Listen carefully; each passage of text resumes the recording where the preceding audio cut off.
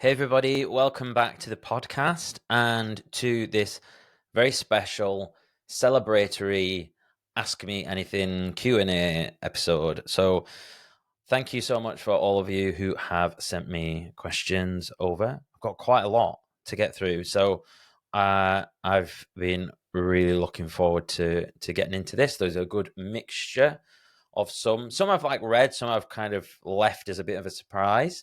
So we'll just see how it goes. But there's training ones in there, there's deep stuff in there, there's productivity stuff in there. So I hope that I can offer some insight and that that you enjoy the episode. So without further ado, should we get into it? I've got this cup of tea. I said that's not a cup, is it? That is a pot of tea, Jason. And what have I got in there? Lemon. I've got lemon tea, lemon, turmeric, and ginger with added lemon because I had some extra lemons left since from when I was ill. Though some of you may know that I had really bad flu the other week. It was awful. Oh, before we start, I'm gonna have to take this jumper off. If you ever wondered, I have to keep in grey because if I'm black, if I'm wearing black, then I merge with the colour of the sofa, and I'm just like a massive sofa. So that's why I'm always wearing charcoal grey, and then same if I do white, then I blend into the wall. So yeah, so I've got to be dull and charcoal constantly. All right, Ruche L says, how does your daily routine differ now from last year? Do you feel better and more productive now? And what changes did you make? If not, what's stopping you from doing the things that benefited you more a year ago? Good question. This is someone who knows my routinized life very well. How's it differ now from last year? It is a lot more stripped back. I have, removed a lot of stuff that I was doing. Trying to focus on this whole essentialist approach, which I've got from the Greg McKeown's book called Essentialism. And I'm really on this, just cutting the fat, trying to focus on what's really moving the needle. Not so long ago, I had all my habits on my phone, and I was also sharing screenshots on my Instagram story to kind of keep me accountable with all these different bits. And it's funny because every time I stop doing habits, and then I feel like I need to get back on that train, I feel like it's always fucking hell, why did I stop doing the habits? The habits are the things, I've always said, there's nothing that you can't achieve by doing habits. Nothing that you can't, nothing is unachievable. So whatever you want to do in life, insert a thing that you want to do, and then what is the daily action that you could do in less than 1 minute every day that would contribute towards that? And you can get a hell of a long way.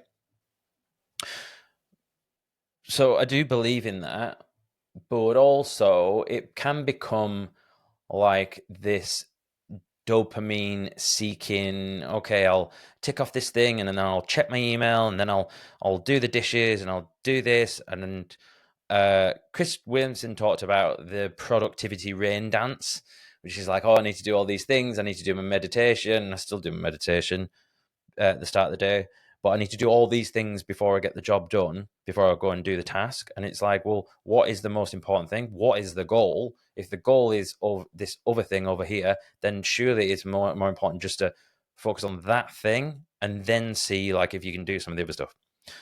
So so the actual daily routine, how it differs from last year, it's changed a little bit just recently as well, because I was ill and I'd done high rocks, so I'm kind of like changing my routine a little bit. But really, the main things are I'm trying to work on like really high leverage, what is the most effective thing to do. So basically it's get up at 7 o'clock, have a drink of water. I'm doing intermittent fasting at the moment, mainly just because I'm lazy and I'm sick of drinking clear whey protein with greens in the morning. So whether that's optimal or not, I don't know. And then I'm not actually doing a morning workout at the moment, but I'll probably get back to that soon. So that'll be like 10 minutes of something just to get my heart rate up. And then like cold shower, coffee, meditation, maybe a walk. And that's pretty much it. I'm really trying to just cut a lot of the stuff out. So it's not to say that I won't go back to doing all these different habits, because the downside of that is there are certain things, maintenance things that get left if you don't keep on top of them. So a good example would be like just like the habit of like opening my post. I'm terrible at it. Or not losing like an important email that's come in and I need to deal with it. Just little things like that. So that's where the habits come in. They can be much better. So what I'm trying to do at the moment is do like top 5 habits, rather than doing like 15 to 20. And so I've done it as this. I called it Essential 5. So I do have all my habits and stuff on there. This is Tick, by the way, not affiliated. Although I did message them asking if I could get a code, but they didn't. But this is a good app, and I've got so I've got all of the ideal habits. Like in an ideal scenario, the perfect day, I'd get through all of them. But the essential 5, just like what are the minimum things I need to hit to have like a pretty successful day. So that's morning 10-minute workout, 3 walks or 10,000 steps, but 3 walks is sufficient. Morning, lunch, night. Spend 10 minutes doing out as many tasks as possible. So having a list of tasks that you need to get done, that constantly get added to, and then just spend 10 minutes of the day just like firing through as many as you can. Then you get a lot of shit that like you might just like reply to mum, or I don't know, open that letter, or take the bins out. These are all my stupid stupid habits that I don't get on with. And then you'd be surprised how much you can get done. And then usually you do the 10 minutes and then you want to just carry on doing. You're just like, fuck it, I'll go 20, I'll go 30, whatever, and you'll get lots done. And then the other one is tidying up my kitchen, living room, and do laundry. So they're like, oh, and sorry, this is because. And then there's no phone. No phone use until the priority task is done. That's the biggest one. I feel like we've been a long time on this question. And I'm going to do an episode on habits, so I might have just fucked myself there and given all that away. But the no phone until priority task done is the biggest thing that I've implemented this year. So some of you know about this, and it's been getting me a little bit of stick because I've been not contactable. But the big sort of thing I'm focusing on is stopping wasting time on frivolous activities, and social media, phone is a big part of it. I've been hammering reels this weekend actually though, but I've been enjoying it. It's funny. Like my like addictive phone usage isn't around like doom scrolling, as they say. That doesn't bother me. It's just like checking messages and like bouncing around, and if I had a notification, that's just like generally checking stuff. So, but I've been enjoying reels. So, anyways, start the day. After I've done my meditation and stuff, what is the most important task of the day? What's the one thing that's going to move the needle? And it's usually something that ideally, like, you don't want it to be to take like more than 2 hours. So it could be anywhere from like 1 minute to 2 hours. So it could be just like you've got to phone someone and it's really difficult. They call it like eat the frog. What's the one thing, the thing that scares you the most? Do that. And basically, I don't turn my phone on. The phone that's got a SIM card in it, that's another story. The phone that's got a SIM card in it doesn't get turned on until I've done that task. Absolutely incredible. So I would highly recommend doing that. Some days I won't turn my phone on until 4:30 because I haven't done it. And then some days I'll turn it on at 12 o'clock. And then I'm kind of just like, I've got that monkey off my back and I can kind of crack on. So, yeah, I've kind of gone way into detail there. So how do you do routine differ now from last year? Do you feel better and more productive? What changes you made? I've told you that, yeah. If not, what's stopping you from doing? Yeah, all good. I've pretty much covered that. Thank you. Good question. And then there is another. We've got loads to get through. So Rushia's asked 2. So what I'm going to do is I'm just going to, anyone who asks more than one, I'm going to come back through if I've got time. So I will highlight that. And then, okay, David B says, how do you deal with setbacks that feel unsurmountable at the time? Setbacks, unsurmountable setbacks.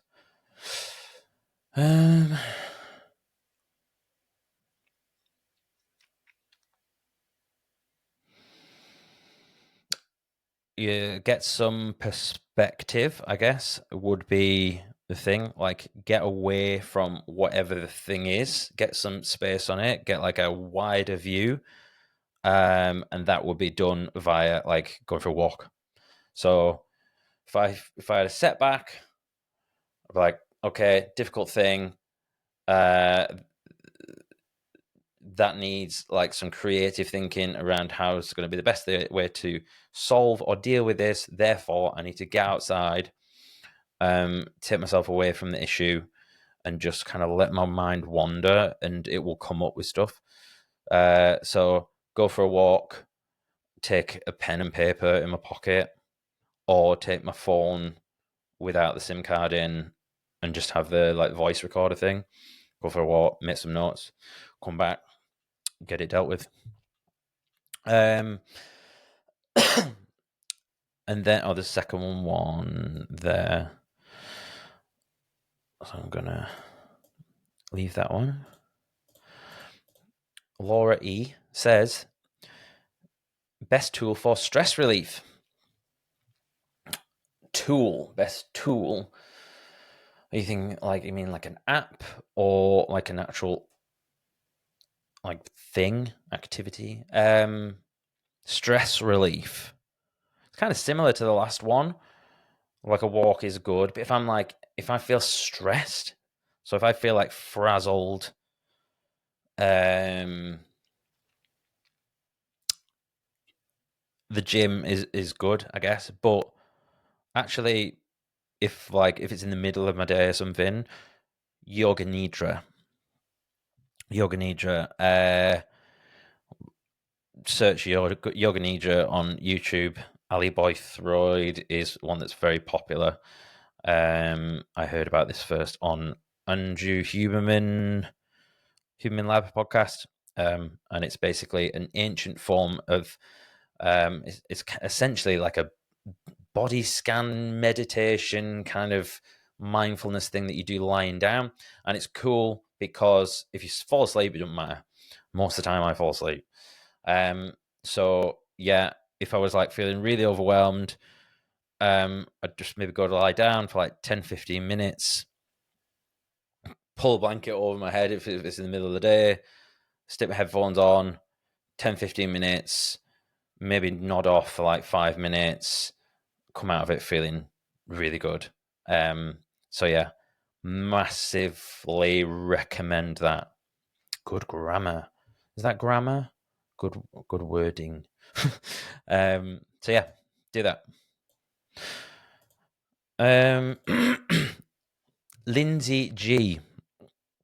How do you stay interested during repetitive and or boring tasks?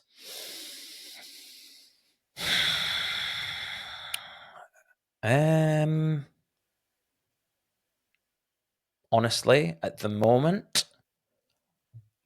don't do them. So this ties into what we were saying at the start about I'm trying to like really focus on what really matters. So it's not that I'm not doing them. If there's something that's repetitive and boring, it has to be done. There are like 3 options. See that? It's a 3 I'm holding up. 3 options. One would be just eliminate it and not do it altogether. 2 would be delegate it to a team member, or like if you're a freelancer, like hire someone on Fiverr or Upwork to do it for you. Because if it's boring and repetitive, and you can record yourself doing a Loom video, go to loom.com. You can record free screen share video. This is how I do this thing. It takes me ages. Send that video to someone on a freelancing site and say, can you give me a price to do this task just a couple of times a week or whatever? You can probably get it done for not much at all. Yeah, so I would delegate it. What was the other one? Oh, automate.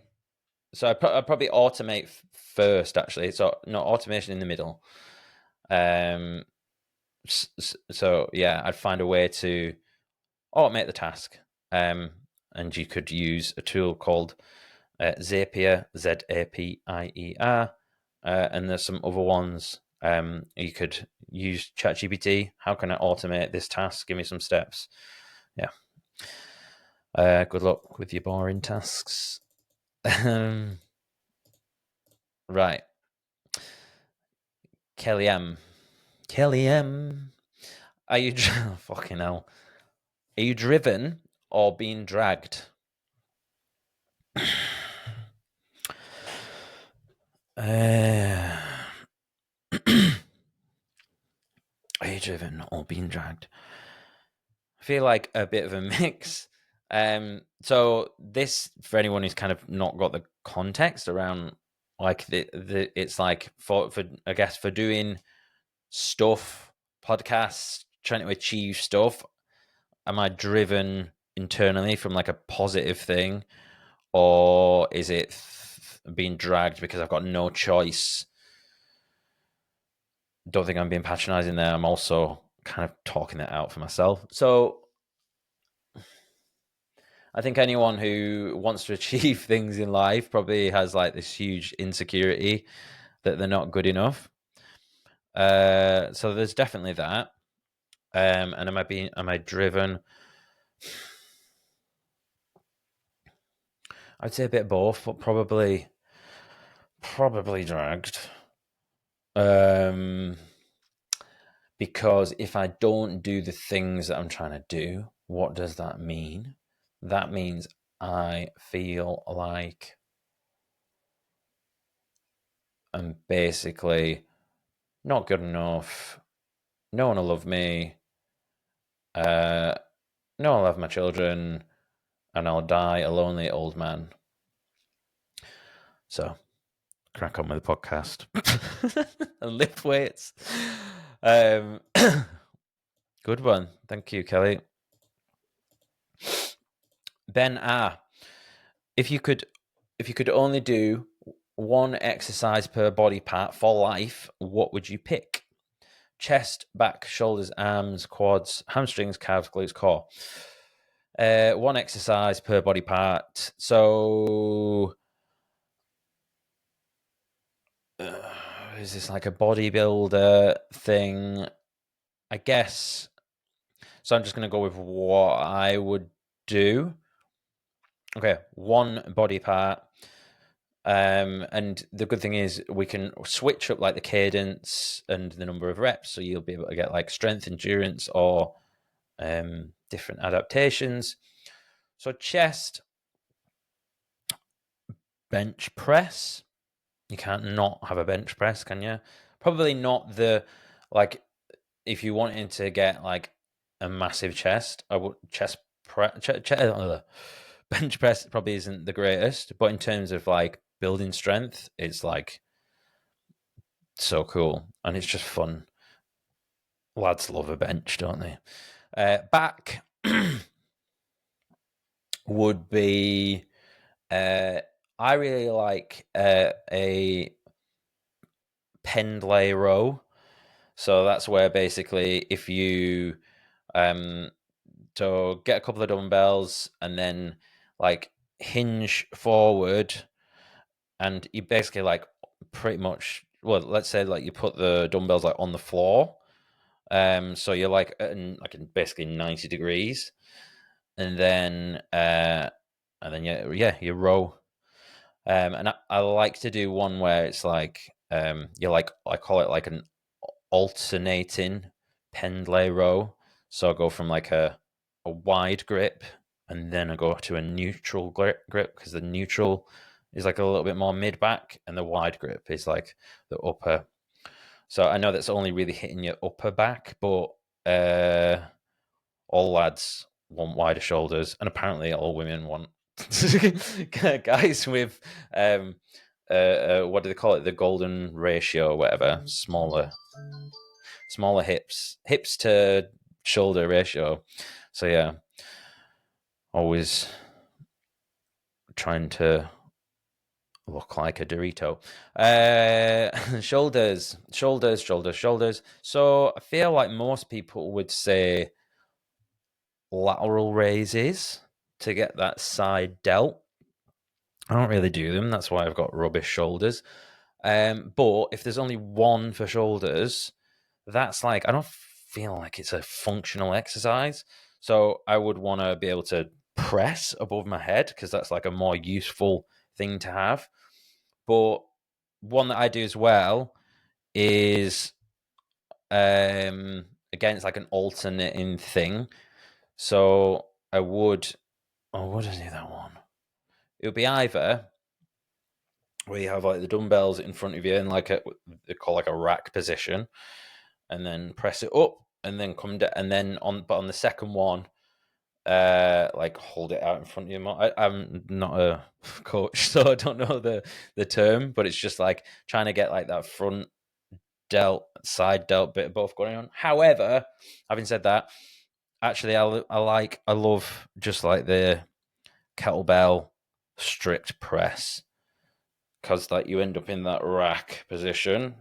If you're listening, I'm holding my hands into my chest here, and then as you like drive up, it's like got quite a wide like uh, movement pattern. Like, so I feel like it just gets like all around this back bit as well. So that's cool, and it just feels good. Like, yeah, I enjoy that. So double kettlebell strict press, overhead strict press. Strict meaning you're not bending your legs or anything to give you momentum. Arms would be just bicep curls, I guess. Yeah, I might get bored with it, but yeah, I'd say, yeah, just like alternating, having your like elbows tucked in at the front and just like allowing that tension to be there like all the way around. Like, don't be doing the kind of the classic gym bros where you see people just like swinging and stuff. I did that for years, but what you're not getting like that bottom stretch, like the extended position, whatever. Quads. I would do quads are really important for me because of my knee injury. So if you have any, if you've got like a meniscus tear or whatever, I would recommend quads, or any knee injuries. So I would do the which Eastern country is it? Romanian, Bulgarian split squat with dumbbells. So one leg raised up on a bench, so you're balancing on one leg, and then it's just, I feel like it's just less stressful on the body than like a front squat. I could do like a front squat, but that like targets more of like your core and I guess posterior chain. So, but I would want to isolate for me because I want to really target that quad. So it's going to be more quad dominant there because you're allowed to like you lean forward a bit more rather than it hitting your glute. So I would, and also in terms of like functional strength building, because there's nothing around like feet exercises here. So that's like really good for balance. So if you do it, certainly if you do it with like bare feet, like I'm like wobbling all over. So yeah, so that's good to get like your single leg balance, and you're going to get strength in your legs, and you will get a bit of glute and stuff as well. Hamstrings,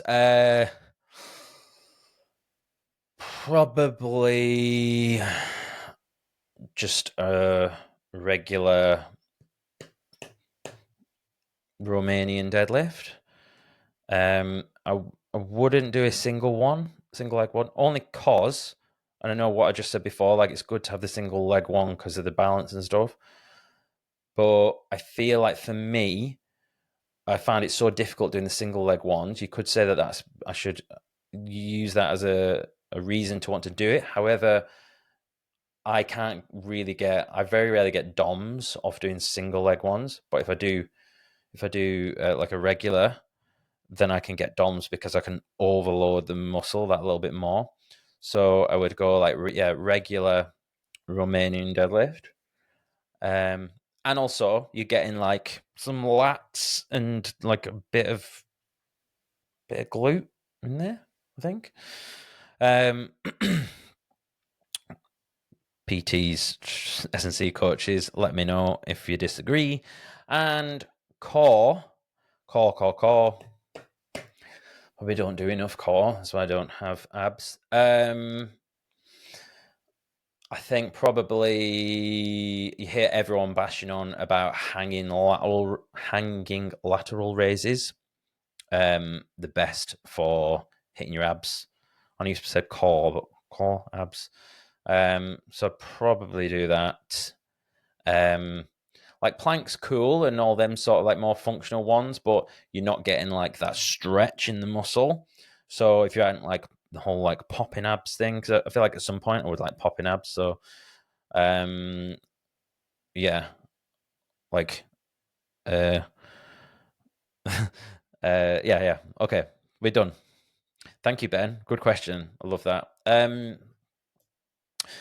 Next up, Luke B. What is a fear you have that you've not spoken about publicly before? Nice one. I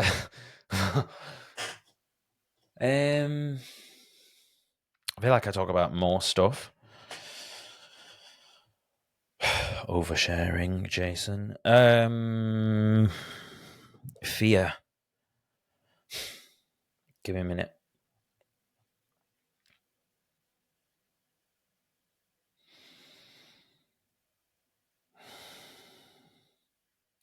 Like maybe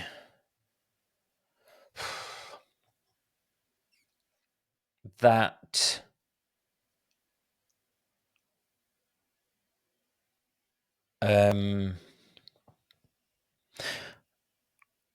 that that I'm not intelligent, and like there's a reason why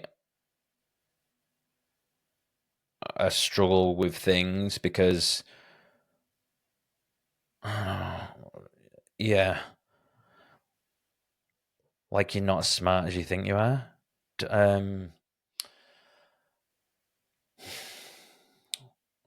Okay, no. Like, yeah, it's like it's your fault that you're not doing as good as you can be. What's the fear though? The fear is that insecurity is true and that I won't get the places that I want to get, that I won't achieve the things that I want to do because actually you're not good enough. You've never been good enough. That's why you can't read. Fucking hell. But it's weird because I'm saying it and I'm like, is that a fear? Like, because I do have confidence, in my own ability. I suppose sometimes I just feel like I'm winging it big time. So I'll go from like feeling like I can do anything and like I've just got this unstoppable mindset that I can achieve anything that I want to do. And then sometimes it'll just go the other way and I'll be like, yeah, but you're nearly 36 years old and you're not there yet. So what the fuck have you been doing all this time? Maybe you're just constantly going to be struggling and not getting to where you want to go and living a miserable life. Yeah. So that's a fear that I've not spoken about before. There we go. Moving swiftly on. Cheers, Luke. Gaz J sent a few, which I'm going to pick.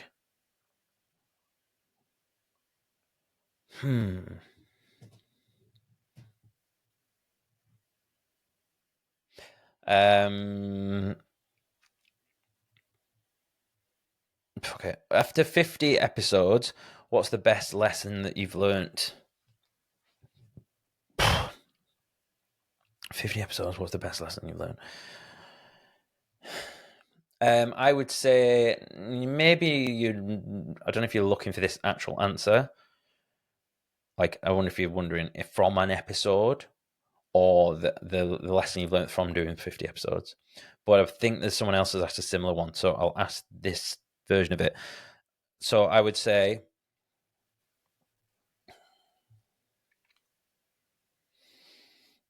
and it's the lesson I felt like I knew right at the start, which is, but I've had to relearn it. It has to be done, like you have to be authentic and you have to do it to satisfy your own curiosity. That's it. And if anyone else enjoys it and comes along for the ride, then that's awesome. But it has to be the thing that's going to keep going, because if you start second guessing what people want, then it's going to make you resent the content that you put out, constantly second guessing yourself, and not doing it for the reason that you started. This is that, like, that's been a big whole like other thing. We might get into that if some of these other questions come through. But like, yeah, just stay true to, like, I would love it. I said to someone today, I would love it if I could create content on like social media and on the podcast and get no feedback. Like, just put it out there. Like, it goes out and then like it shuts and then I can't get any feedback. And two reasons: because there's like that need for validation, and the positive stuff's nice or whatever, but it's like, if you even getting positive feedback kind of makes you think, oh, okay, well, what about the other stuff? I got positive feedback for that, so what do you think about that one? So therefore I'm going to make more of the stuff that you deem positive, rather than doing the stuff that actually interests me. And in a space that is so busy with other podcasters, it's like I have to be authentically me and follow my own curiosity, because that's the one filter that will mean that it will be different. So like, yeah, be authentic, do it for me, see what happens, keep publishing. That's the lesson I've learned. So what would be the lesson from that? If I was in therapy, she would like ask me again, so what's the lesson? The lesson is stay true to your mission, action, stay true to yourself. Okay, something like that. Good question, thank you.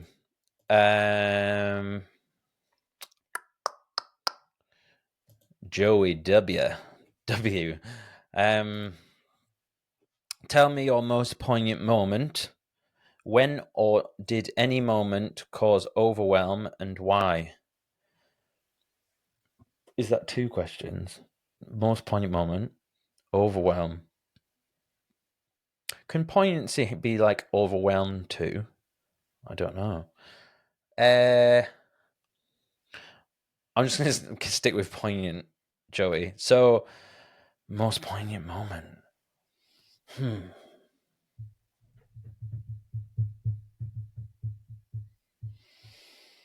Probably. Well, there's 2 that are battling it out here, so I'll say both. It's the 2 Joeys, and there's a reel on my Instagram, so you can check this out. Or listen, I'll watch the episode. So there's the Joey Weber, the second episode, which didn't get that many views, by the way. And I believe it's better than the first one, even though the first one is episode 1. I'm proud of that. Episode 2, and when we're talking about loneliness, and there's like this beautiful moment where Joey explains like some ideas for dealing with loneliness, and he's like, it's not loneliness. You sitting there thinking I'm lonely, you're not objectively lonely in that moment. It's just a person sat there thinking I'm lonely, and then he says, it looks like it's so good, and then he goes like cut. It's fucking awesome. And then I put some emotional music on it, and it's like, yeah, it's great. So I love that beautiful moment. Thank you for that, Joey, and thank you for the question. And or there's the other one which I'm like always sharing to my story, is the Joey Liu one. Liu. Liu. And when we were talking about my struggles with like this authenticity, selfishness dilemma. Am I a selfish person? What's the podcast about? What's my motivation? Da, da, da, da, da. That was again my second conversation with Joey Liu. And then she was talking about learning how to listen to my inner voice.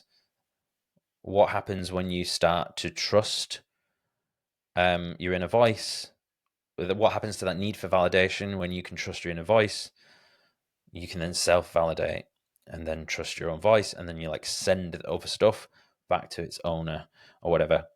Beautiful, and really helpful for me. So thank you to you both.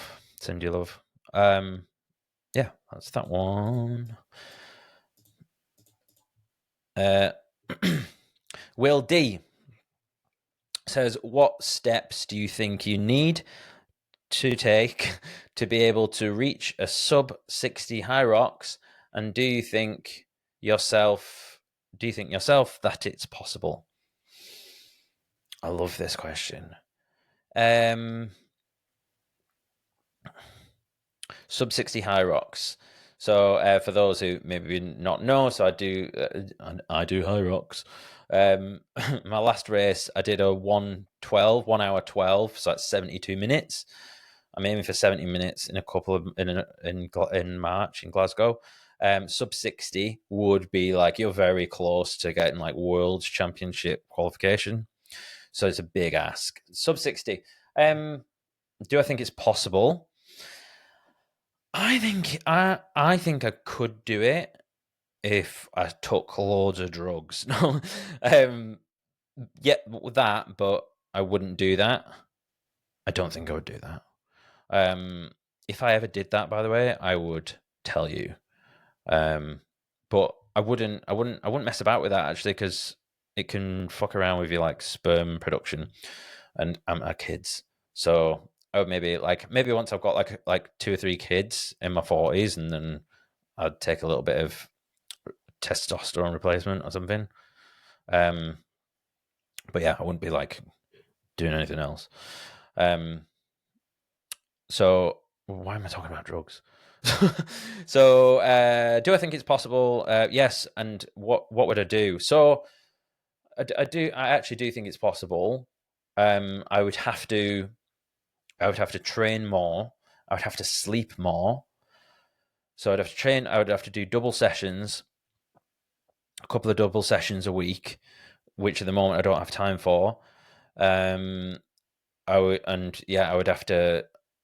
So if I could get 9 hours of sleep a night, a nap in the middle of the day, or like a nap after a training session or whatever, so that would allow me to get like maybe 2 or 3 more sessions in a week, because I train 6 days a week at the moment. So if I did like 2, 3 double sessions, that would be 9 sessions a week. So I'd need to do that. So yes, and I do believe basically I would need to get quite a lot stronger and a little bit faster. So I would do a 3-year plan. I might actually do this. I'd do a 3-year plan to get to that target goal. I would spend a lot of time. I wouldn't spend like too long doing actual hieroxes. I'd spend like 6 months of like off season, getting myself as strong as possible. I would, and then during those 6 months, I would, because that's my weakness, like is the strength side of it. So I would do a lot of strength sessions during that time, and um, I would focus on really quality running, so quality over quantity. So I would throw out. I would just do like maybe the 30 to 45 minute zone 2 jogs.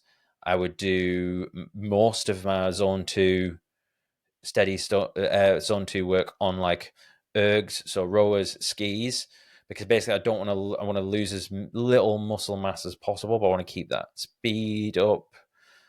So yeah, loads of strength training, and then um I would do like interval sessions. Probably shorter the better. So like again, like least catabolic, but more like explosive, building that power. So like, yeah, like I don't know, like 200 meter type, 200, 400 meters sprints, sessions like that. Lots of strength training. And then I would just keep building it up over like 3 years. And then I might even, yeah, I'm not a coach, but I am interested in this stuff. So yeah, so I do think it's possible. And I might talk to Matty about my plan. But yeah, I would need a lot more sleep so I could do more sessions. What about you, Will? I think you could do a sub 60. I hope you're having fun abroad. Okay, Joey L has sent me lots of questions. So I'll just start with the first one. Should anyone who has the idea to start a podcast just do it? Are there any prerequisites? Yeah, I think anyone should do it. Honestly, it's just if you were just to like have a conversation with your mates and film it on your phone or record it, I think is a really beautiful thing to do, because you just talking, like you think about things differently. You don't like, you're a bit more measured with your speech, and like what you want to say, a bit more precise, because there's like stakes play rather than doing than just chatting. And yeah, I think you should. It's like I'm just trying to think of like different avatars of people, of like, yeah, everyone should do it. I think it'd be awesome. Because everyone's so different. I'm thinking of like my friends and my family, like they could all like do one and find out more about themselves or find out what they're interested in and stuff. And if no one listens, who cares? It's an awesome thing to do, to have conversations, to have deep conversations as like a passion project, or even to do as a living. So yeah, They should do it. And are there any prerequisites? No. I think if you're doing one like how to make $1 million or whatever, then maybe you need to have made $1 million. But if you're just looking for like curiosity, expand your knowledge around certain things, I don't think so. Like, just be able to listen to someone. But I'm like a good example of this because I'm like one of the worst listeners in the world. So that's something I've worked on over years. Lots of meditation and lots of podcasting. But I still like talking about myself, don't I? So that's why we do these episodes, which will allow me to just go completely unfiltered. Yeah, thank you for that question.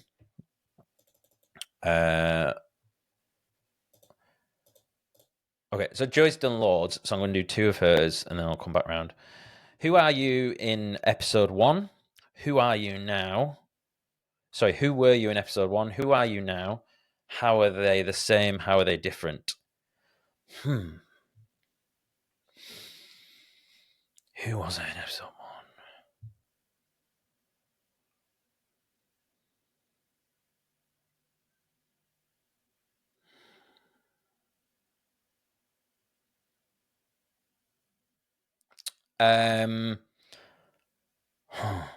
Episode 1. Who were you? I think he was more lonely, seeking more answers. How are they the same? The same because I still sometimes get lonely, but I feel like I've got more community now. And how are they different? Oh, how are they different? They're different because, I feel like I've got community, and they're the same because I guess I'm still seeking some answers and something. Yeah, I think I answered that. Joey, you do the best questions. Okay, so I'm going to come back around to some of yours in a bit. Paul E. Enhanced games, gimmick or here to stay? I didn't know they were doing the enhanced games. So that's, for anyone who's not aware, I believe the enhanced games is like a project to have the Olympics, but with no drug testing. Gimmick or here to stay? I didn't know it was even here. Let me just check this out. Enhanced games. Welcome to the welcome. The future is enhanced. Join the movement. We are reinventing sports with science. The Declaration on Human Enhancement on December the 10th. Brian Johnson. He's the one who wants to live forever guy. There's a good Netflix documentary called Don't Die. Dave Asprey, he's a biohacker, and 50 of the world's leading performance scientists ratified the Declaration on Human Enhancement, a formal charter for the enhanced games scientific research. Oh, I thought enhanced games, gimmick or here to stay. I thought he was talking about. So is it competition? Control F, comp. Athlete safety. We're inventing sports. I guess so. Right, okay. What does GPC say?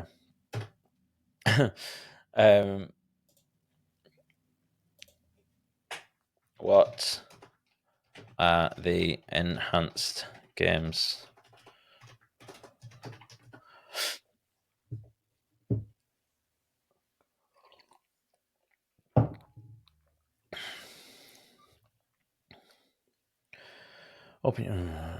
Origin band format, enhance a traditional spot track and field. Okay, right. So yeah, so it is. They are planning on doing like track and field. Okay, honestly, don't know much about it. It's cool though, I guess. Like I thought it would just be like people taking steroids, but this is like enhanced, like all biohacky. So is it just people taking roids, or don't know. I think it's kind of cool, because at least then there's this whole thing with the Olympics, and it's corrupt and all that, and say that allegedly corrupt. There was that. What was that documentary? Icarus, fucking excellent documentary on Netflix. And that, yeah. So I suppose that would mean if they had enhanced games, then they could just have the regular ones, and maybe that would clean up the regular ones. So yeah. But thanks for that question. Interesting to find out what's going on there.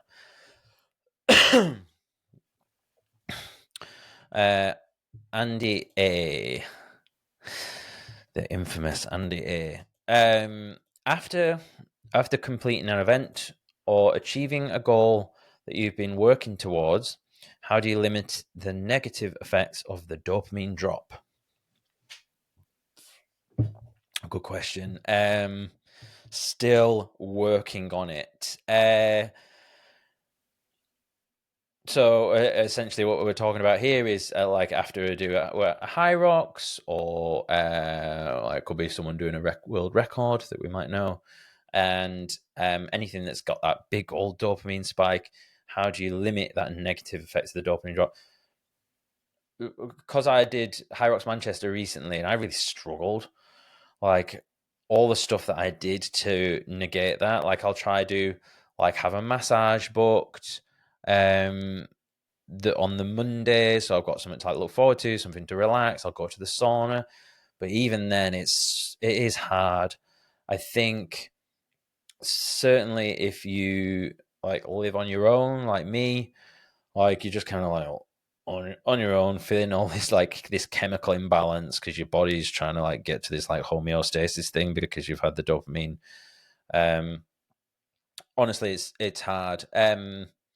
Limiting the negative effects, I guess, would be just what would I do differently from I guess eat a little bit better can probably help. Um, so nutrient dense foods and veggies and stuff like that, because obviously it's tempting to just get a pizza in and stuff because you're tired.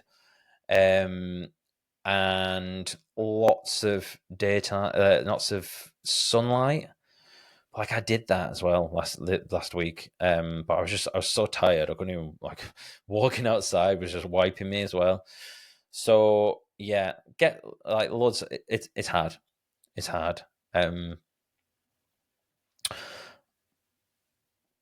Yeah, I'll let you know if I ever achieve it. But I guess see lots of people, get outside, do all the stuff that as they say, inverted commas, fills the cup up. Maybe have a day planned out. What I'm going to do, maybe take some time off work if you can afford to do that. Have a cute day where right, I'm going to go to the cinema. I'm going to whatever it may be. I'm going to plan to see this person, something like that. But yeah, not easy, as we're all aware, those of us that do sporting stuff. Right, I'm going to have a quick break because it's I need a wee. I'll be back in 1 second. Right, I'm back. Just having a quick tea top up. Okay. I feel like these are all serious questions. We've not got none about films or anything. Okay. But I love it. I did ask for it. I did say ask whatever. So, Heather P says, you've mentioned being diagnosed with dyslexia at 19 and that you only truly began to grow intellectually in your 30s. What changes to your school education do you think would have helped you thrive earlier? Good question.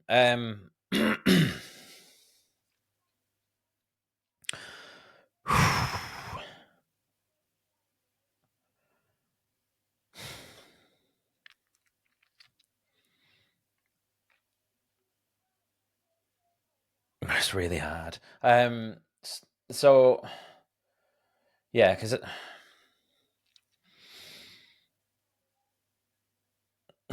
like I enjoyed school. I just felt thick all the time.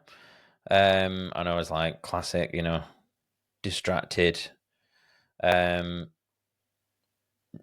having fun, being silly. But like, what did you thrive earlier? I think like okay, so thrive earlier. What does that mean? So yes, like suggest like okay, I guess I'm intellectually thriving in my 30s. I would say that's a fair assessment. Um, and that's been because of like this like podcasts and audiobooks and belief in myself and being able to learn like via audio and understanding myself better and all that sort of stuff. So how could I have had more of that in my childhood? I think if I had teachers who were like entrepreneurs, like people who have done shit, I heard this thing once, and it was like, and this is no disrespect to teachers, but they said, and I've had some great teachers and like wonderful people and stuff like that. So, but like they said, they said like think about all the people who you knew who your mates that went to uni and ended up being teachers, and then you go like I like the wisest people or whatever, and it's like there's this almost like being a teacher. It sounds really harsh. Um, like the teachers are kind of I don't know. I feel like it's this is disrespectful. So I don't want to disrespect the teaching profession. That's not fair. But I guess like for instance, right, gross set, Jason. Right. So if you're teaching business, you didn't become a businessman because you wouldn't be teaching, or maybe like sometimes they build these empires and then they go and do lectures at universities. So there is that, but like, I guess like you just want more people who are like got that like creativeness out here, that self belief. I think that's the thing I needed. Belief, that belief that I've got now that you can do anything that you want. I know that sounds like a little bit cliched, and like there's been pushback over like culturally the last few years around that, where it's like we were told that we could do anything that we want, and actually that's not the truth. And it's like, well, maybe I suppose for some people, maybe you're never going to be able to get out of your mum's basement. I don't know, but it's like if you don't believe in it, then it will never happen. So I think like instilling that belief, like you don't need to be like massively intelligent to actually do stuff in the world. You just need an idea and you need to be able to execute on the right thing and apply the right amount of leverage to the right thing. That's all you need. So someone who would allow like so yeah, like see what your strengths were and then sorry, the education sector as a whole, like rather than going down like the whole do a little bit of everything so that you can slot into all these different industries. That's going away. Like the post industrialized world that we're in is changing rapidly. We've got AI and all this stuff. So the only thing we're going to be able to do. I'm talking about the future now, so it's a little bit stupid, but like yeah, like just like I think you need to be like kind of good at lots of things, which is a contradiction in itself. But like, find see, I don't put me in charge of the fucking world. Don't put me in charge of schools because I don't know what to do. But like, yeah, just find that thing. Like, what's that thing that kid's showing? Like, is it like? Because I remember. Okay, so someone said to me once, it was like, I was like, I have all these ideas. I remember saying this.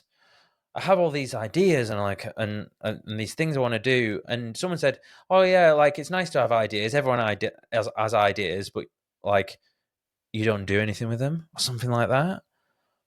And that was like a really negative thing to learn. So it would be just kind of that you like like you've got this little idea. Oh, what's that thing? Okay, right. So you're thinking that you'd like to do children's books for this subset of people or whatever. Oh, that's interesting. How would we do that? Okay, well, what we would need to do is to do this, right? Okay, and then we get them printed. Okay, how could we? Do you know what I mean? So like, just having that like freedom of just allowing people to be able to do shit. So yeah, like more creativity and more like belief instilled, and just like that, like just doing shit, like helping them do shit very early on, and like supporting them through it. I think would be awesome. So yeah, I probably answered that really badly. Sorry. Thanks, Heather. Okay. Fucking hell. Phil A. If you could send a message back in time to the 16-year-old version of yourself, but were limited to 100 letters / characters in total, what would you send? Good question. So I'm just going to do a word count. So this question is 155 characters. So it needs to be like the 60% length of that. Tools, word count. So it's like a line, basically.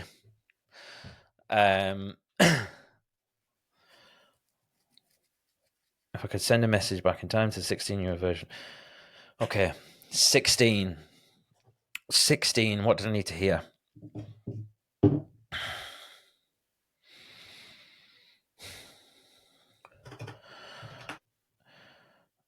I'll say out loud what I'm saying. So I've put you're smarter than you know. Beware of your ego. Something about alcohol. Never drink alone. But I don't know. I feel like that was always going to happen. You're smarter than you know. Beware of your ego. Never drink alone. What did I need to hear? Like something to do with inner voice. Learn to trust. Learn to trust your inner voice, which is like confidence. Because if you can trust your inner voice, then you will be confident. I think. How many characters is that? Huh. Literally 100. Okay, so I'm saying to my 16-year-old self, you're smarter than you know. So I'm like geeing him up. Beware of your ego, because like that kind of ruined my music career. Never drink alone, because that gave me a alcoholism. And learn to trust your inner voice. Learn to trust your inner voice. Yeah. Okay. Jamie S says,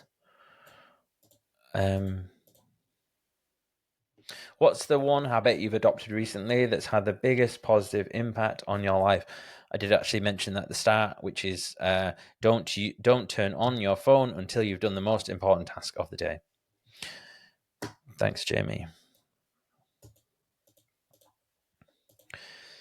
Dean B says, what's one mistake you've made in your career that taught you the most?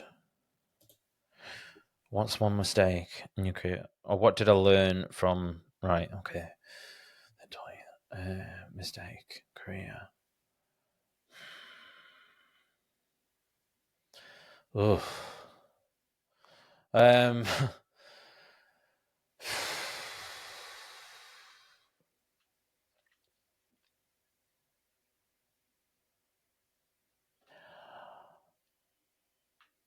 Taught you the most.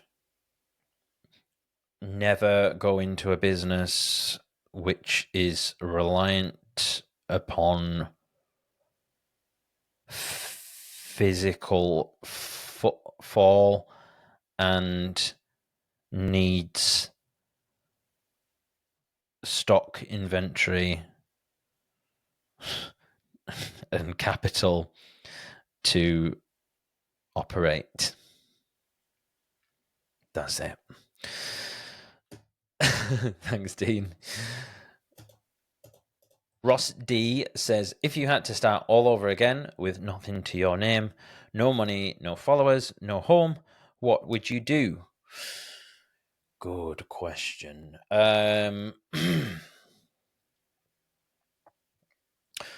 Start all over again. Okay, so I'm not in my house, so I'm just like on a bench. Am I homeless? Right, what would I do? Fuck.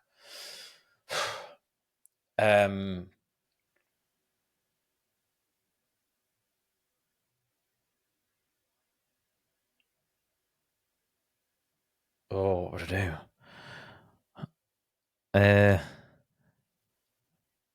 It's kind of like exciting though, that thought, like of just starting again. So I would get to a point where I want to be able to create content. So I know I would probably travel.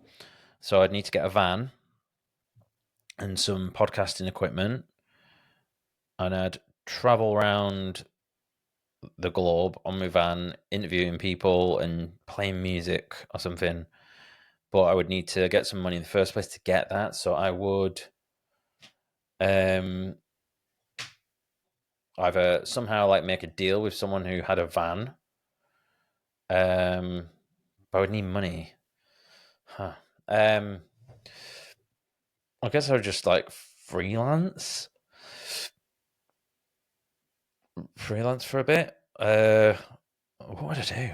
It's a fucking really good. Oh, would I like create a course? Create a course on how to lose all your money and followers. Yeah, I don't know. Like, or would I just like go and work cleaning toilets or something, save up a load of money, live in somewhere? Fucking hell, it's really hard. Where would I go and live? One of my parents, I guess, and then I would.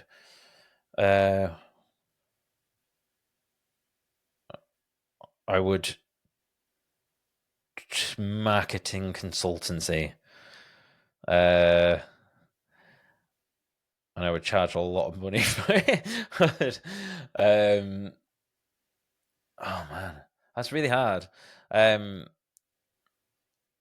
I feel like if I could somehow like get to Europe and be like meeting people, recording podcasts, but I would just need enough money to live. So I'd just travel around, like get a job in a bar or something, something like that.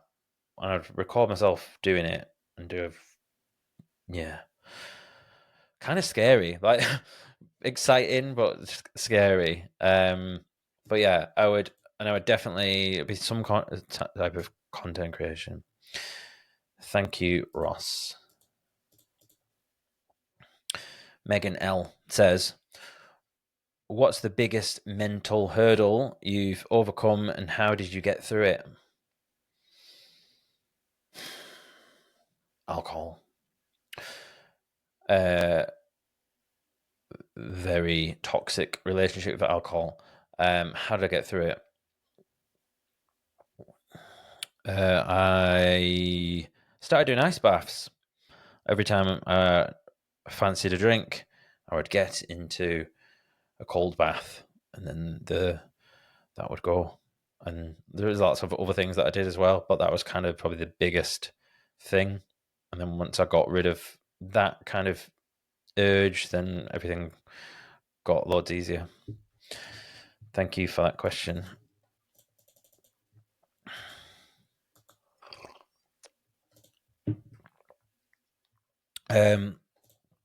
Okay. Mark L. What are your coping strategies, both mental and physical, with suffering exhaustion and fatigue when you're absolutely cream crackered, knackered, and on your chin straps in both a training environment and in an actual high rocks competition? Coping strategies. Exhaustion.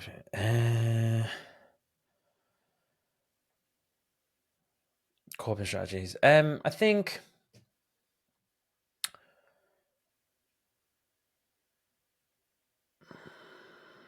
so. I used to like have like this like mental playlist where I'd play back almost like a Rocky highlights in my head of like all the training that I've done to get to this point. And that was always really helpful. If I started feeling like I was really struggling, I'd think about that and just think about like all the hours that I've done doing all this running and whatever else. So like that would usually give me a lift. Um, or I would say like, what would this be like if it was easy? So while I'm running, while I'm pushing the sled, whatever, like what would this feel like if it was easy? And then it just like usually just kind of like it just like your shoulders come back a bit, you just smile. But honestly, I don't like I'm less in my head more than ever. And like if I'm like if I'm absolutely knackered, certainly in a competition, there's not much you can do about it. Just keep going. um and like a big part of my high rocks has been trying to not get to that point because it is tiring, but it's like there's a certain point where if you get to a certain point we've really pushed it too hard, you've fucked your high rocks anyways. So it's kind of like I don't know, just constant time in being in that zone will help you get better, I guess. But also just like being totally present with the exercise or activity. And I heard Ross Edgerly talking about this. So like um rather than like being in your head and stuff, if you get to that moment, just like let's say you're running, like how can you be like fully present with what you are doing? So how's my form? Like how does the ground feel beneath my feet? What's my like feet doing? Am I leaning forward too much? Am I like do you know what I mean? Like just focusing on the actual movement. Um or if you're on, let's say you're on a bike and you feel that burning, like that lactic build up in like your quads, and it's like getting curious with it. What is that feeling? What am I at? What is that? Cause you kind of like, oh, it's hurting or whatever, but what is it? What is the feeling? What is the feeling of being absolutely knackered, cream crackered? What does it feel like? Is it burn? Is it hot? Is it cold? Like, be curious with what it is and just be like, oh, like, and this like something you get through meditation as well, being able to be like more observant and take like this wider view of things. But like once you get like really curious with it, it kind of like dissipates. So like let's say if you're on the bike and you've got like this like a lactic building up and it's like, what is that? What actually is it? What is pain? Do you know what I mean? Like, and then once you get curious with it, it kind of I don't know, it just lessens that kind of feeling. Um so yeah, I hope that's helpful. Sorry, it was probably a little bit abstract at points. Thank you for the question.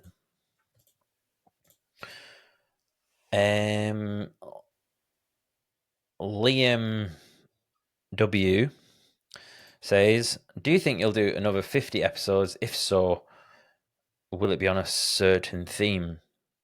Yeah, I will definitely do another 50. Will it be on a certain theme? Not necessarily. I will just continue to follow my curiosity. I will be doing more stuff around training in high rocks, so that'll be more of a regular thing. But I'm going to be releasing them on like different days. So my plan is to have regular episodes on a Monday on whatever it may be. Health, wealth, self is something I keep saying. And then I'm probably have like high rocks and training ones like on like maybe a Wednesday or a Thursday and release them ones like every 2 weeks or something. Thank you for the question. And Phoebe E says, what was your favorite success moment in 2024? 2024, 2024, 2024. Feels like a long time ago, but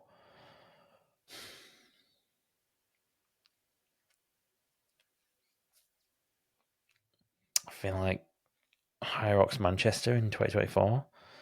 I know it's like sportsy, but like that felt like a really, like I'd stepped up a lot and did quite a good time. So that was cool. Any other ones that aren't like sporty?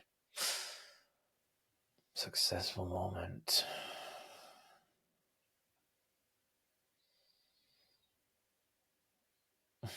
No, I don't think there's anything like standing out as like a one particular thing. Like certain like podcast episodes were cool, but it's just like I feel like it's just been a general overall improvement across the board.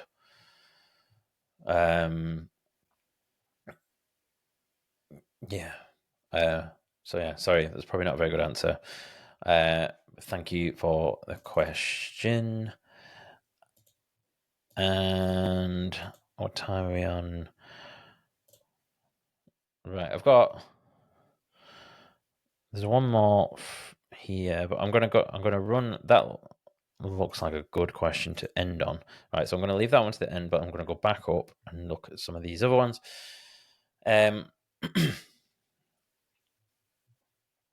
Okay, so back to Ruche L. Also, what books or advice made the most difference to your mindset when it comes to challenges you faced? Obstacle is the Way by Ryan Holiday. Fantastic book. Such a good book. So if you're going through anything difficult, Obstacle is the Way. And basically the premise is it's like a stoicism book, and it's like the thing that you're struggling with, this is the way. That is the path. That is the thing that you need to get through, and that will probably the thing that will make you come out of this better, that will even benefit your life or whatever. Obstacle is the Way. Awesome book. David B, what advice would you give to someone looking to give up alcohol?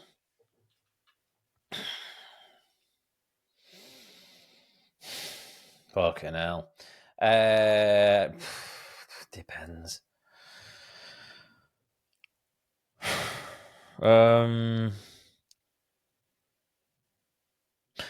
So there are two like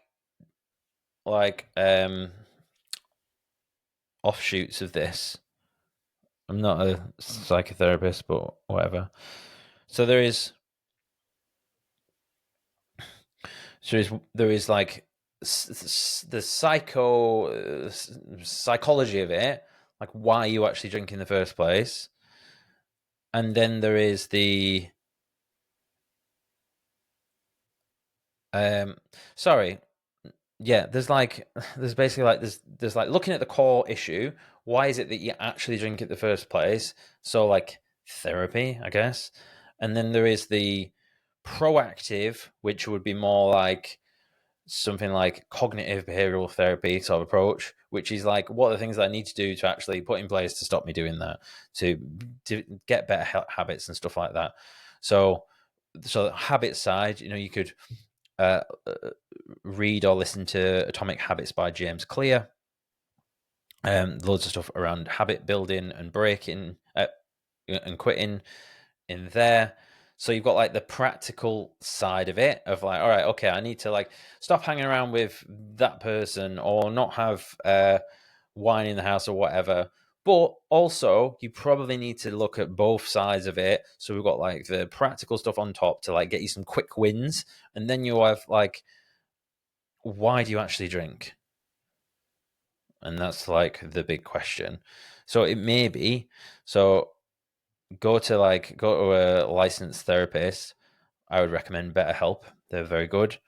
Do some psychotherapy, which is where they really get into like the deep shit. Like if you went through NHS, that'd be fine. I don't believe they do psychotherapy. It's mainly CBT. But obviously, if you can't afford it, then CBT better than none. Obviously, you could go to AA if you want, and that's free. But so you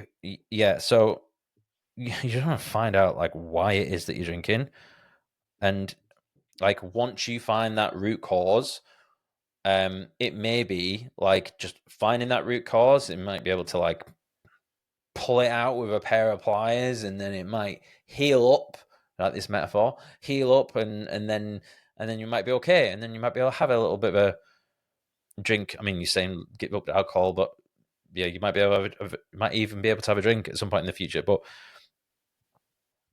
fix that. Find the reason why. That'll get messy. That'll fucking break your heart.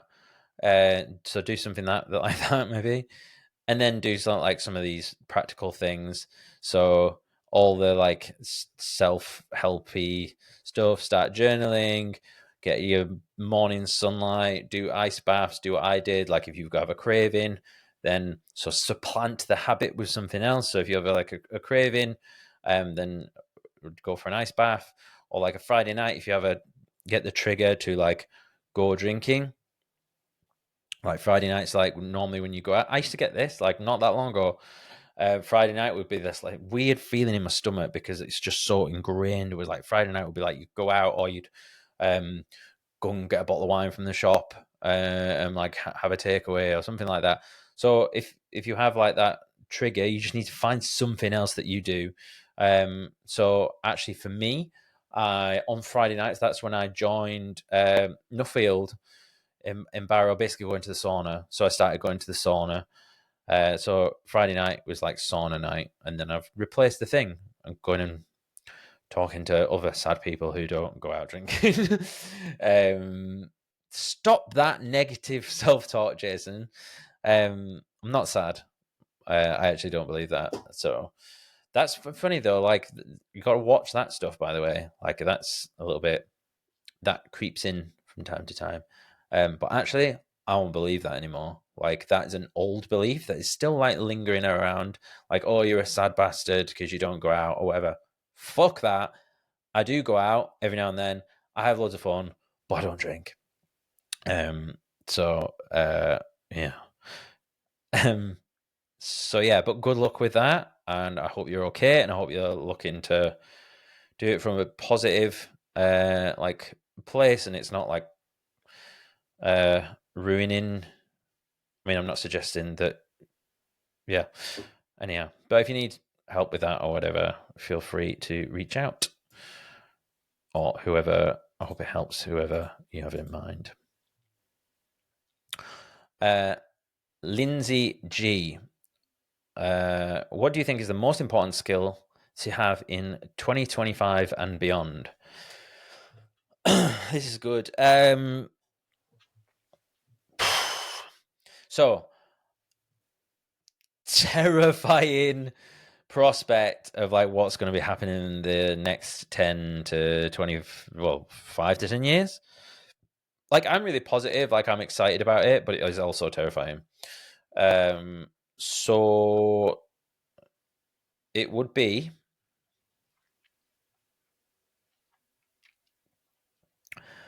learn how to use AI at a high level. Like you don't have to be like top 5%. Be in the top 5% of people knowing how to use AI. And that might just look like being good at prompt engineering. So prompt engineering is just a snazzy word for prompting, like ChatGPT or Claude or whatever it is. So when you're like asking a question, basically. So and then that goes a little bit further. So like you can do like custom GPTs, and then you would like give it like some like rules and stuff that it follows to get the most out of your AI. So yeah, prompt engineering, just get better at being the top 5% of that. I heard someone say the other day, if you don't use the AI, the AI will use you, something like that. I don't really know what. No, I do know what that means, but for some reason it sounded a bit random then. So AI, I know you've put skill, but I'm going to put 2 in here. AI content creation. AI, AI and content. Learn how to be in the top 5% AI, and learn how to create content. That's it. And I think it'll be all right, because like just by creating content. So creating content could be writing blogs, sending emails, doing YouTube videos, doing reels, TikToks, shorts, all that sort of thing. Just doing that, like forcing yourself to do that, will help you get better at thinking about the world and how thinking about your own thoughts and crafting your own kind of beliefs around the world and skills and stuff. And it will help you get better at like researching topics and find out about stuff, and then to be able to then represent that to people then is going to make you have a advantage over everyone else. And everyone's going to be looking for authentic people online, because we're going to have all this AI stuff, and there's going to be AI videos and stuff, and people want to be able to know that there's an actual person at the end of that video. So if you can be one of those people, I think that you'll have an edge. Thank you for the question. Kelly M says, biggest challenge of the podcast. Biggest challenge of the podcast.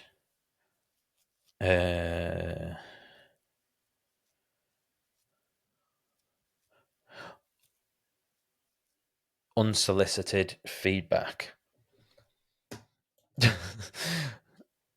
That's it. So yeah, so if you've got nothing nice to say, don't say or ask me, would you like some constructive feedback on the podcast? And I might say, actually, yeah, that would be really helpful. Or more than likely, I'll go, honestly, mate, I'm not really that bothered. I appreciate your thoughts, but maybe it's the end of the year when I'm doing my review, or in a few months' time, could I contact you and get some more information about this? So yeah, that might change, but at the moment, no thanks. It's hard enough just publishing. I'm gonna start to wrap up because I'm getting tired, and I feel like I'm blabbing a little bit. Let's have a look.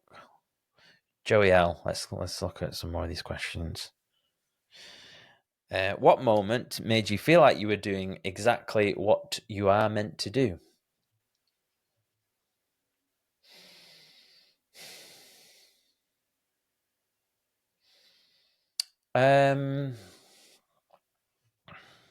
I would say it would have been probably one of the early conversations, because yeah, probably my podcast recording with Andy Allen. Yeah, I just loved it. It was great. 4-hour conversation, sat across this little table here. Yeah, I loved it, and it was just getting like mega detailed on stuff that I'd always been kind of curious about with Andy, because we weren't that close at the time. And then in a really beautiful way, we've ended up coming really close since that episode. And Andy will be back on the podcast again soon to talk about breaking the world record for most weight lifted via kettlebell clean and press within 60 minutes. So yeah, Andy's a beast, and I'm looking forward to having that discussion with him soon. Let's have a look at another one from Joey.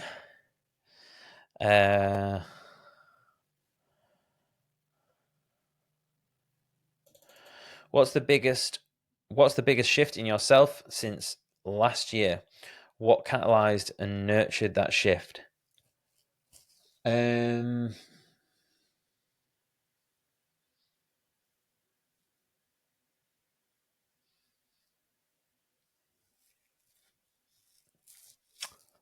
Probably like my relationship is like how I see my value to others, or like how can I put this? I thought for a long time that I would only get invited to social occasions. I've not spoken about this before. I would think for a long time that I only got invited to social occasions because people felt bad for me because I was lonely. Yeah, that sounds like really sad now. And I no longer believe that to be true. So I think people invite me to social occasions because I'm funny as fuck and I'm a good laugh, and I will talk to you extreme detail about your childhood trauma or whatever, or some quirky kind of thing that I'm interested in at the time, and I might be a little bit silly, and yeah, I'm fun to be around most of the time. So, and what catalyzed and nurtured that shift was therapy. So yeah, that was awesome. This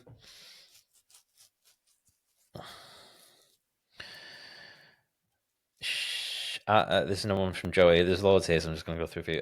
Are all the hard things you do worth it? How do you evaluate? So, first off, I'm trying to make the hard things be less hard. So, just trying to be a little bit more unfiltered. Focusing on like the 80-20 rule. Just creating content. I'm not like getting like super fussy about how it's packaged and stuff anymore at the moment. That might change, but for the moment, and like gym and training and stuff, I don't really see it as hard things anymore. It's just what I do. So,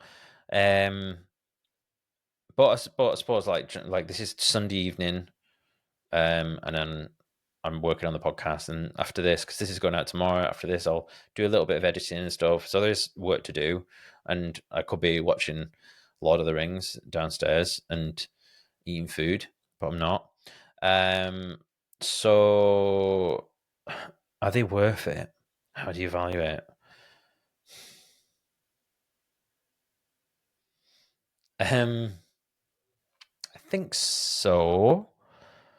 Like the podcast has given me such an like so many lessons and such a I don't know, just like a different thing to offer like people, like I don't know how they view me, or yeah, I feel like, and it's just I do enjoy it. Like I know it's hard, like I do find like the editing and stuff like hard work, but I do love the conversations, and I believe it is worth it. How do you evaluate? I guess.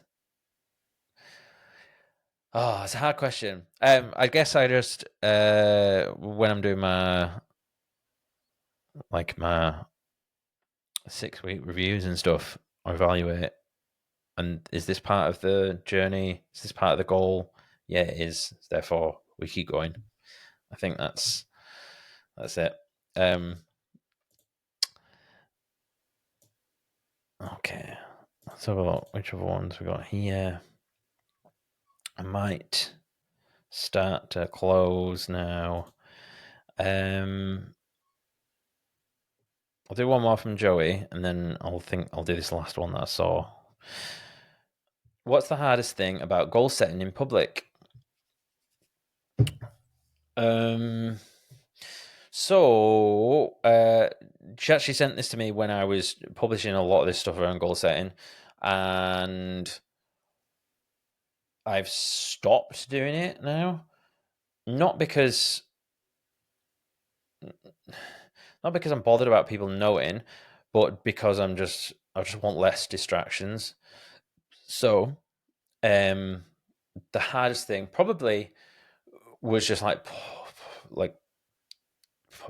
posting it all the time on my story and stuff. Like that just felt like I always felt a bit like, does anyone really care? But I was trying to I didn't think anyone cared. I wasn't bothered about that, but I was using it as motivation to like get me to do the things. So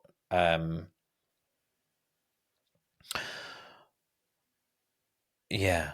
So I guess it's a bit of a weird question because I'm not so much doing it anymore, but also yeah, just feeling like the feeling that no one gives a shit. So why would I do it? I guess is the hardest thing about goal setting in public. And I suppose yeah, that's it. So yeah, kind of half answered that one. Oh, hang on, there's a few more here. One more from Megan L. You mentioned that you're wanting to go back to therapy at some point this year. What would you be asking for help with specifically?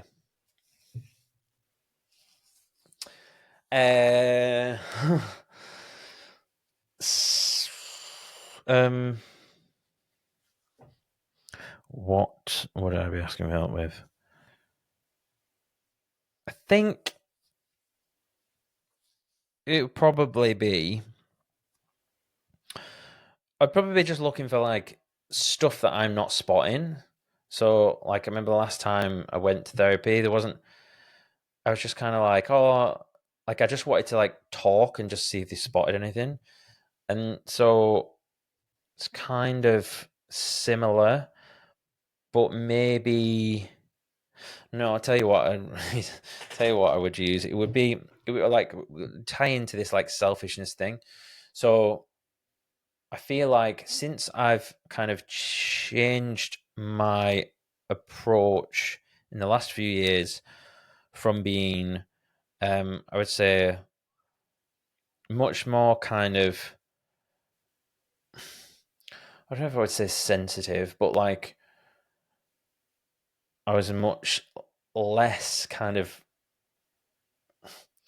like driven in like a masculine way, if that makes sense. I was just a bit more like, I was like vegan, I was a bit hippie and a bit less direct, I guess. I was a bit of a people pleaser, um, and because of that, I was very aware of others' feelings, and I feel like I was very good at, um, checking in on people and wanting to like offer something to people, and I was very like I used to think about other people's feelings a lot. Okay, we'll get into it now.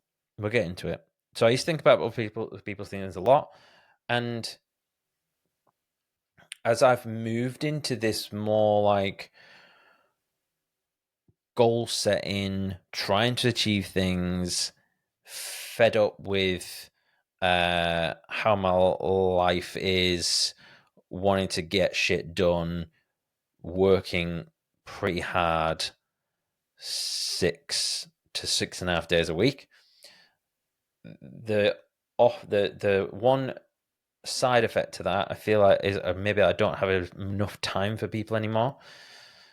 And so because I don't have that time on my hands, I'm not like reaching out to people as much as I used to. I'm not getting back to people. I'm just busier. So because I'm busier, I'm like, am I a bad person because of that? Am I like a worse friend? Does that make me a bad person? But it's like But back then, I was more dependent on other people, if that makes sense. Like, and I was more depressed. And so I've had to like find like things to fill my life, whether it be High Rocks podcasting, business stuff, to to like fill that void, just to like keep me like occupied. But I don't have much space for anyone. So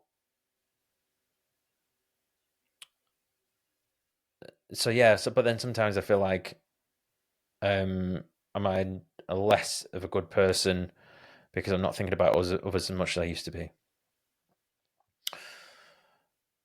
But yeah, so but it's a difficult one because I'm like, it's my life, and I'm like, if the people that I'm thinking about like might be thinking that, then surely if they love me, they will want what's best for me and support me in my dreams and my goals, and therefore will give me like a bit of grace to let me crack on with this. And like, I feel like I just want to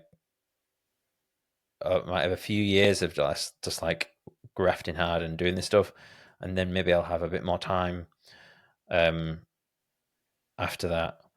But I know it's hard, isn't it? Because life is short and people aren't going to be around forever. So yeah. Oh, fucking hell, that felt vulnerable. um Thank you for that question, Megan. Okay.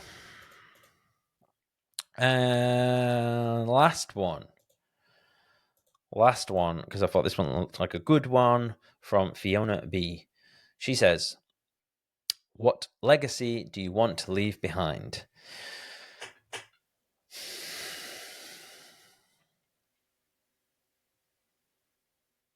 Legacy.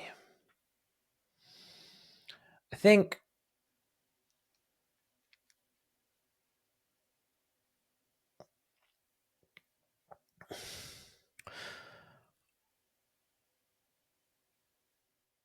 I want to get to the point where like, and this maybe like maps over to this like selfishness thing, where I just want to be able to get to a point where I understand myself that much better and are in a place where I can offer more support because I have, whether it more time or resources or whatever, and then be able to help other people with it.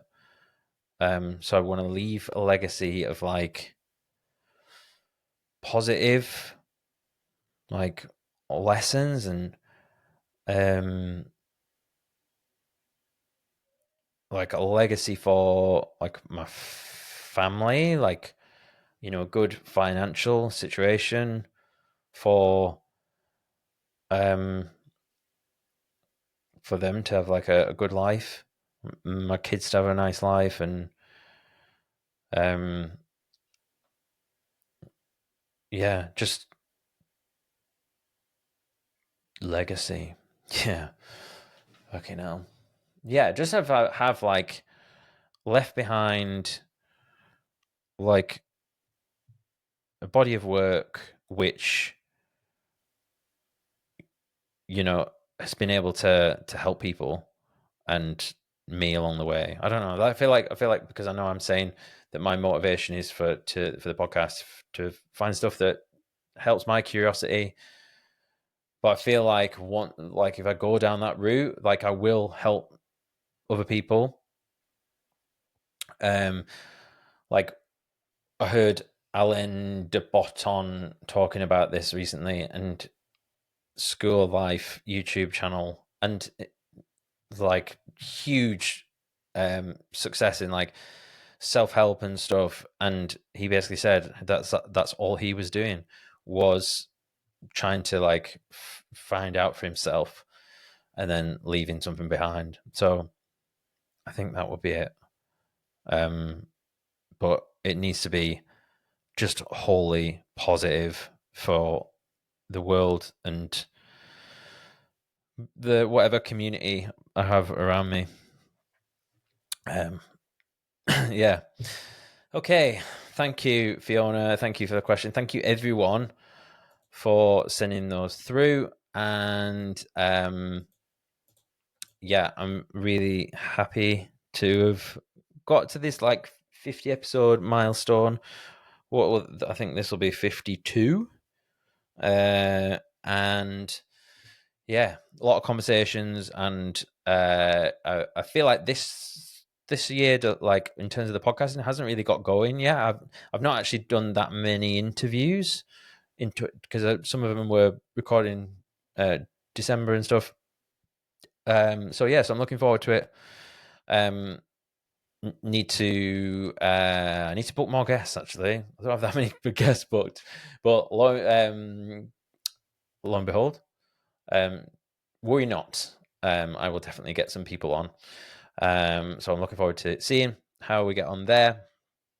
And that's it. And then please, do as a subscribe, all that stuff. If you're not, it really does help. And maybe leave a comment or something. Let me know what you thought of the episode. And thank you for listening and for all of your support. I appreciate you very much. And I hope you're having a great start to 2025. I know it's February now, but and then, yeah, I will see you in the next one. Cheers.